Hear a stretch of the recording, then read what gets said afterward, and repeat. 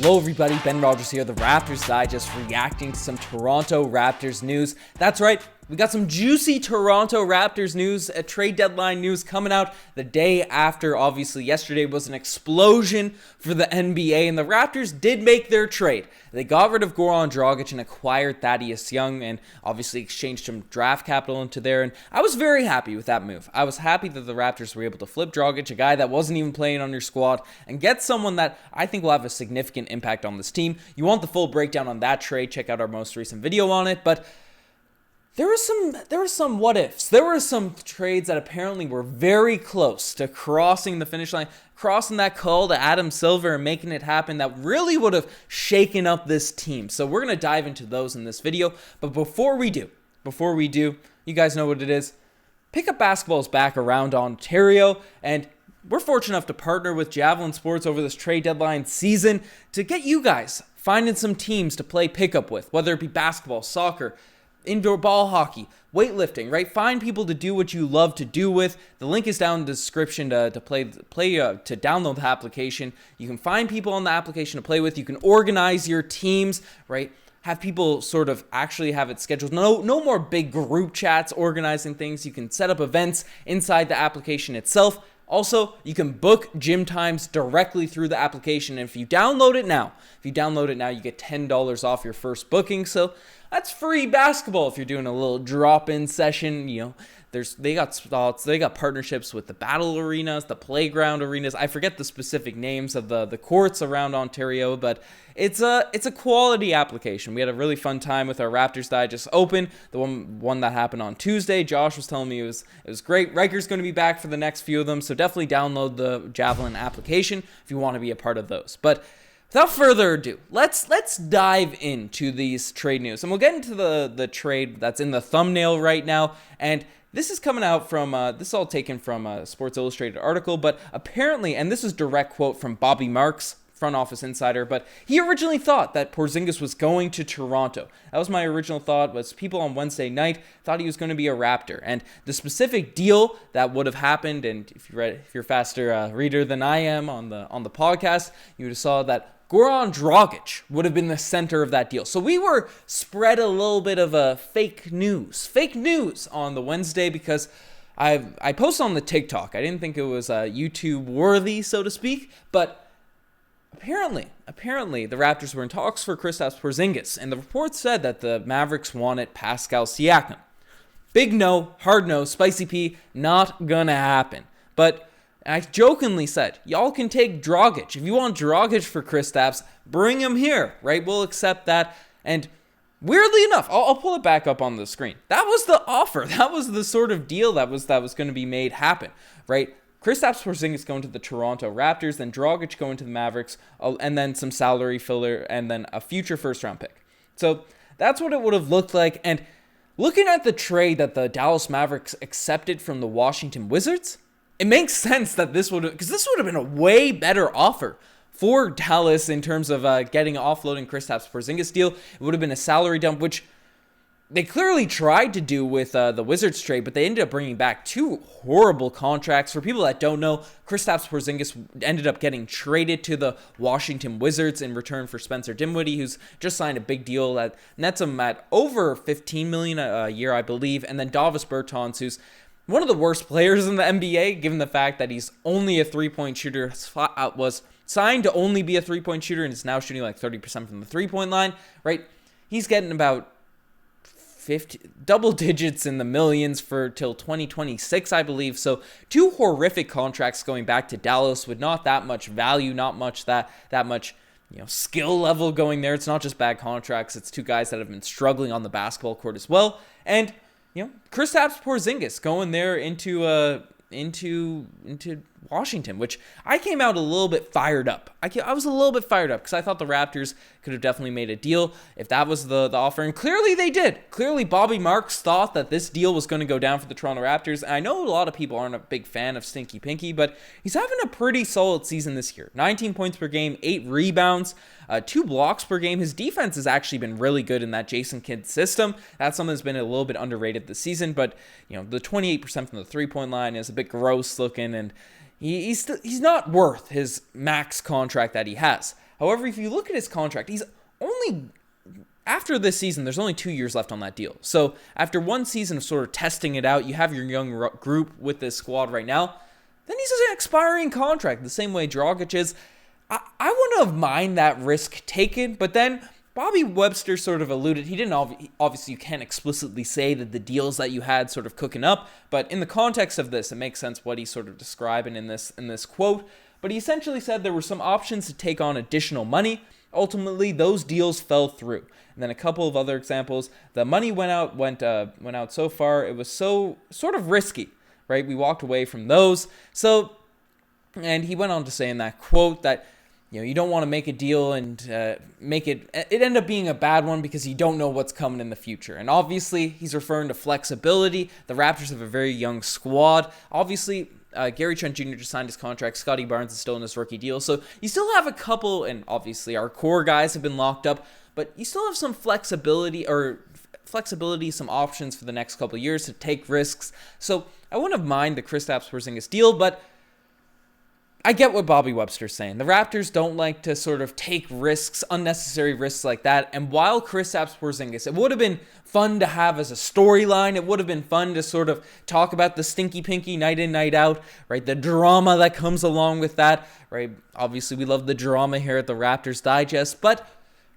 I get the Raptors. We have a really good thing going. You don't want to necessarily mess it up with a guy that is a bit of a drama queen, but is still a guy that could potentially get you 20 and 10 a night.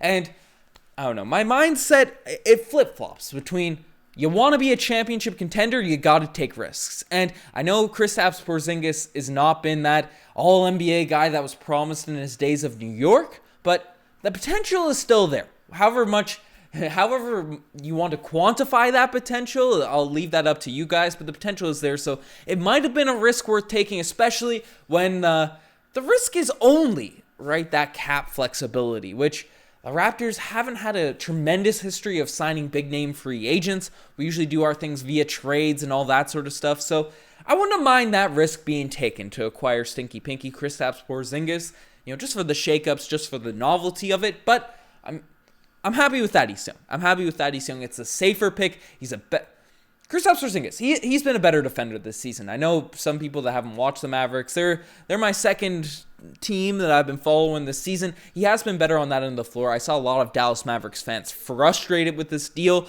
They thought they were getting a lot more back when they heard Kristaps Porzingis was gone, but very, very weird trade. Weird trade for Dallas. Bertans and Dinwiddie, but I don't know. I get where the Raptors are coming from, even though I wouldn't have minded to see that little shakeup. But the second deal that would have potentially went down for this Toronto Raptors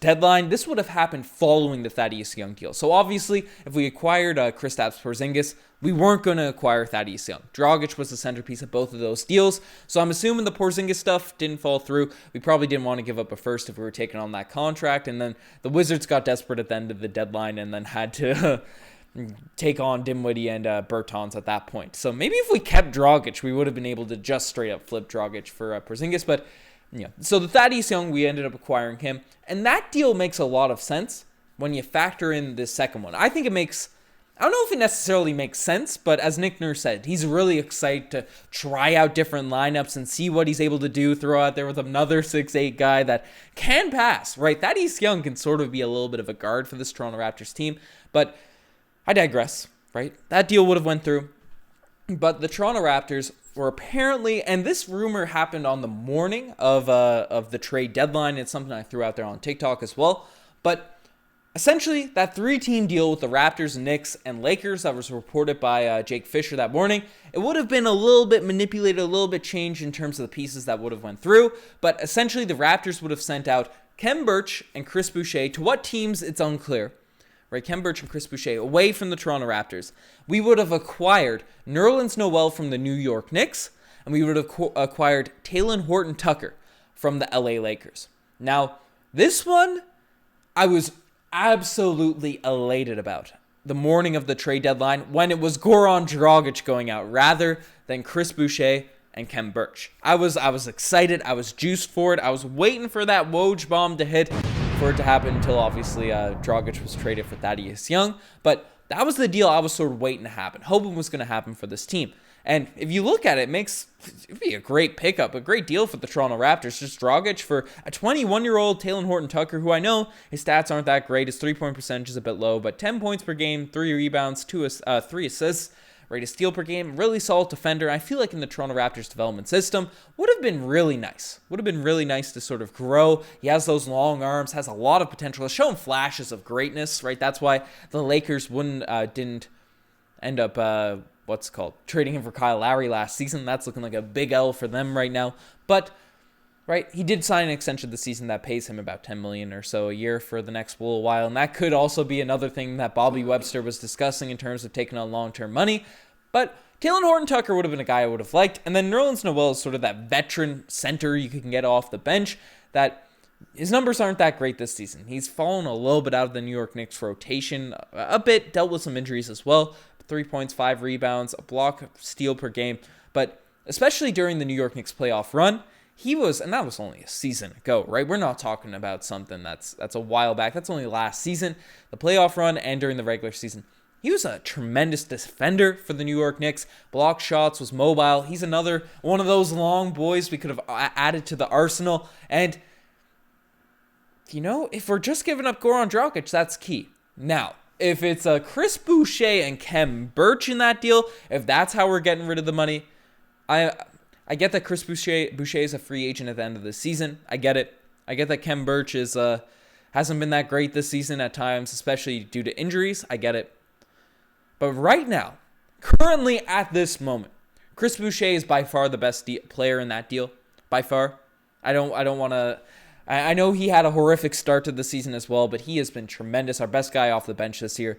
I wouldn't want to see Chris Boucher sent out. And then also, if you're getting rid of Chris Boucher, I guess you have Thaddeus Young coming back, but Chris Boucher and Khem Birch thrown out, you're putting a lot of pressure on the propaganda in this one, because Nerlens Noel is a solid center off the bench, I guess, but I guess he brought in Thaddeus Young, so it would be fine, but I don't know.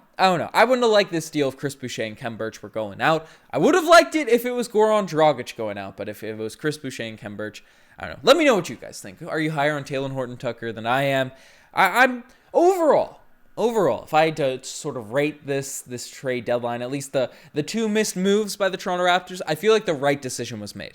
Obviously, for as a Raptors YouTuber that loves seeing things shaking up and the world spinning, Kristaps Porzingis would have been exciting. I think it's a ceiling raiser potentially, but injury concerns and is he even good concerns, right? That's legitimate questions you have to have with Kristaps Porzingis. He's out with a bone bruise right now. Apparently I was scouring through Wizards Reddit, and apparently he can come back pretty quick, but it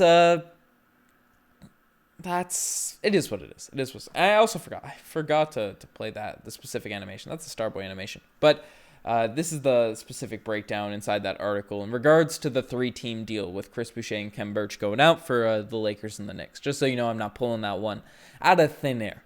But folks, wild trade deadline, wild times for the Toronto Raptors. It's going to be exciting to see Thaddeus Young make his debut. Raptors overall quality trade deadline. Nothing crazy happened, but I'm happy with what ended up occurring. So if you want to stay tuned to the Raptors, keep up on the news, subscribe to Raptors Digest. You can potentially win this hoodie. It has not been claimed.